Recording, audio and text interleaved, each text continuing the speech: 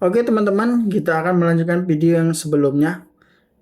Kita akan melanjutkan latihan soal CAT Calon Asisten Ombudsman 2024. Oke teman-teman, kita belajar bersama. Kita lanjutkan di soal nomor 36. Apa yang harus dilakukan Ombudsman ketika menerima laporan yang tidak lengkap? A. Menolak laporan. B. Meminta pelapor melengkapi. C. Melakukan investigasi awal. D. Melaporkan kepada instansi terkait. Jawabannya adalah B. Meminta pelapor melengkapi. Soal nomor 37. Berapa lama waktu yang diberikan kepada pelapor untuk melengkapi laporannya? A. 7 hari. B. 14 hari. C. 21 hari. D. 30 hari. Jawabannya adalah B. 14 hari. Soal nomor 38. Apa yang dimaksud dengan pemeriksaan awal dalam konteks peraturan Ombudsman nomor 58 tahun 2023? A. Proses verifikasi awal terhadap laporan. B. Proses penyelidikan mendalam terhadap laporan. C. Proses pemberian rekomendasi. D. Proses pengawasan oleh Ombudsman. Jawabannya adalah A. Proses verifikasi awal terhadap laporan. Soal nomor 39. Dalam situasi apa Ombudsman dapat menghentikan pemeriksaan laporan? A. Jika laporan terbukti tidak berdasar. B. Jika pelapor mencabut laporannya. C. Jika pihak terlapor mengakui kesalahan. D. Semua jawabannya benar. Jawabannya adalah D. Semua jawaban benar. Soal nomor 40. Bagaimana cara Ombudsman menindaklanjuti laporan yang telah diperiksa? A. Memberikan rekomendasi perbaikan. B. Mengajukan gugatan ke pengadilan. C. Melaporkan kepada Presiden. D. Melakukan audit keuangan. Jawabannya A. Memberikan rekomendasi perbaikan. Soal nomor 41. Apa yang dimaksud dengan mediasi dalam penyelesaian laporan oleh Ombudsman? A. Proses negosiasi antara pelapor dan terlapor. B. Proses pemberian sanksi kepada pihak yang bersalah. C. Proses pengambilan keputusan oleh Ombudsman. D. Proses penyelidikan terhadap laporan. Jawabannya adalah A. Proses negosiasi antara pelapor dan terlapor. Soal nomor 42. Apa kewajiban utama pelapor setelah laporan diterima? A. Memberikan keterangan tambahan. B. Mengawasi proses pemeriksaan. C. Menyelesaikan laporan sendiri.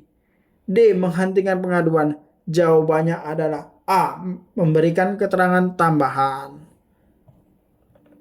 Pertanyaan nomor 43. Bagaimana cara Ombudsman memastikan transparansi dalam proses pemeriksaan laporan?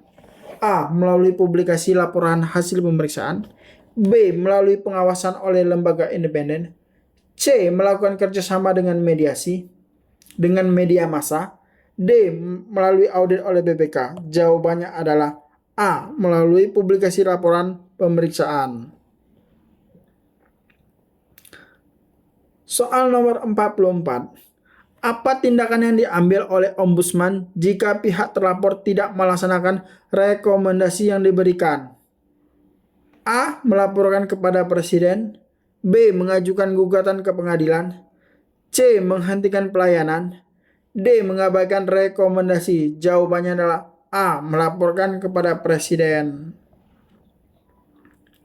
Soal nomor 45. Apa yang dimaksud dengan tindakan korektif oleh Ombudsman?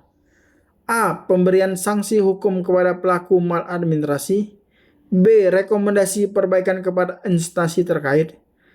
C. Penutupan instansi yang melakukan maladministrasi. D. Penggantian pejabat yang terlibat maladministrasi. Jawabannya adalah B. Rekomendasi perbaikan kepada instansi terkait. Soal nomor 46. Bagaimana Ombudsman memastikan akuntabilitas dalam proses pemeriksaan laporan? A. Melalui publikasi laporan hasil pemeriksaan. B. Melalui audit oleh BPK. C. Melalui pengawasan oleh lembaga independen.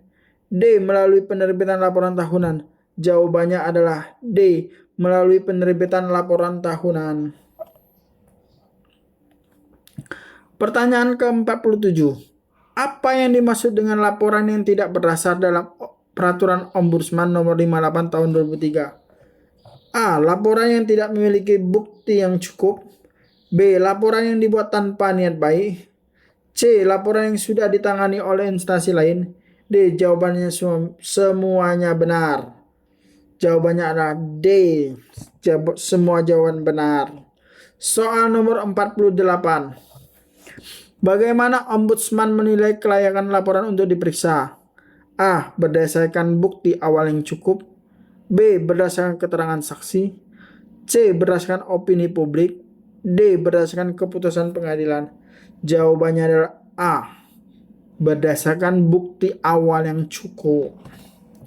Soal nomor 49.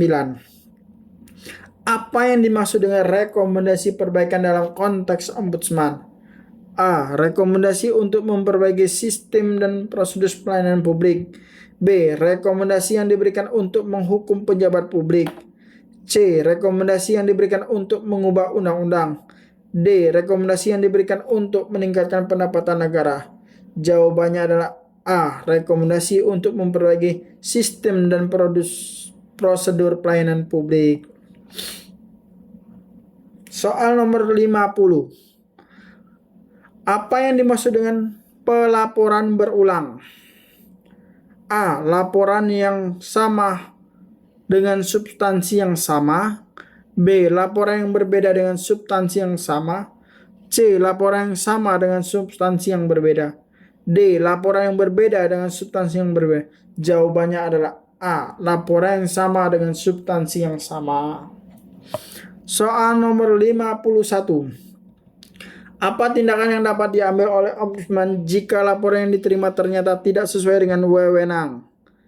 A. Menolak laporan. B. Meneruskan laporan ke instansi terkait. C. Mengabaikan laporan. D. Menyimpan laporan. Jawabannya adalah B. Meneruskan laporan ke instansi terkait. Soal nomor 52.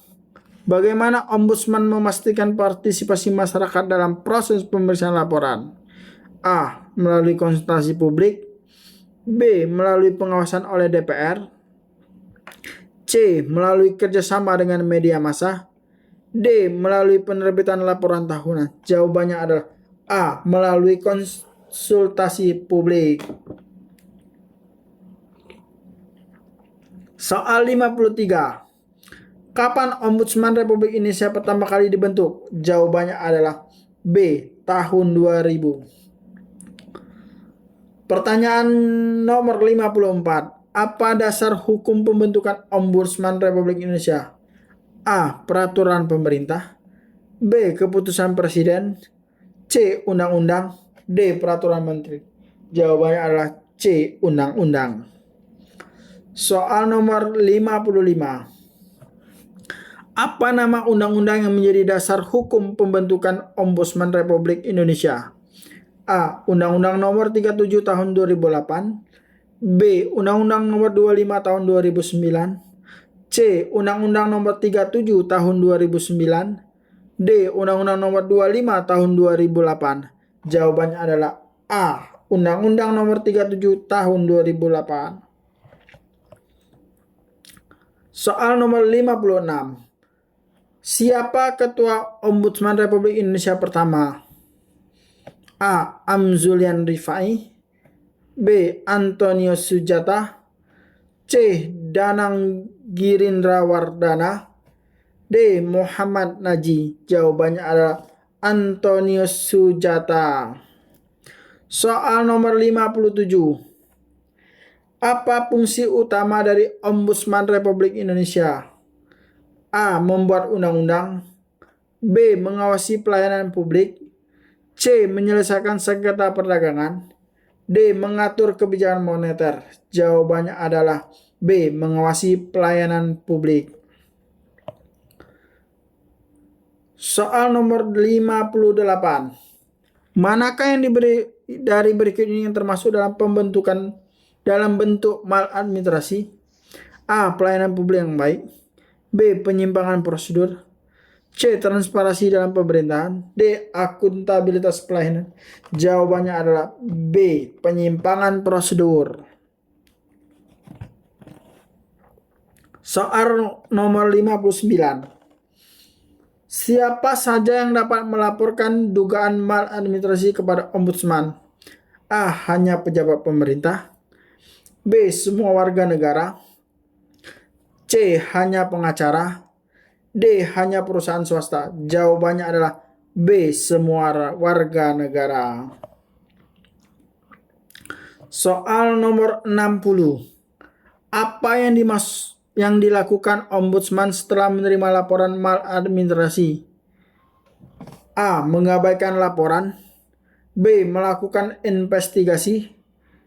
C. Menyusun undang-undang.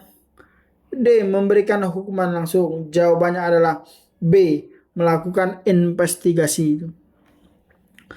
Soal nomor 61.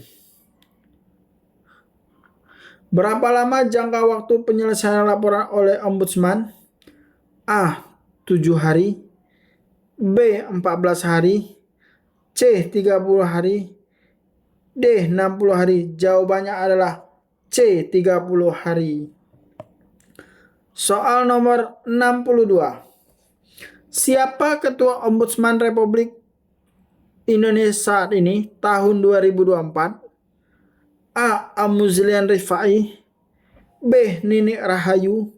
C. Muhammad Naji. D. Laode Ida. Jawabannya adalah C. Muhammad Naji. Pertanyaan nomor 63. Apa salah satu tujuan utama dari adanya Ombudsman? A. Mempercepat proses legislatif. B. Memastikan keadilan dalam pelayanan publik. C. Mengurangi jumlah pegawai negeri. D. Meningkatkan penerimaan pajak. Jawabannya adalah B. Memastikan keadilan dalam pelayanan publik. Soal nomor 64. Berikut ini adalah salah satu tugas Ombudsman kecuali A. Mengawasi pelayanan publik. B. Memberikan sanksi pidana. C. Menyelesaikan sengketa administrasi. D. Memberikan rekomendasi perbaikan. Jawabannya adalah B. Memberikan sanksi pidana. Soal nomor 65. Bagaimana cara masyarakat mengajukan laporan ke Ombudsman? A. Melalui surat. B. Melalui email. C. Melalui website. D. Semua jawaban benar. Jawabannya adalah D. Semua jawaban benar. Oke teman-teman, video kali ini di nomor 65. Nanti kita lanjuti di video selanjutnya. Ikutin terus, jangan lupa subscribe dan share video ini. Terima kasih teman-teman, semoga bermanfaat.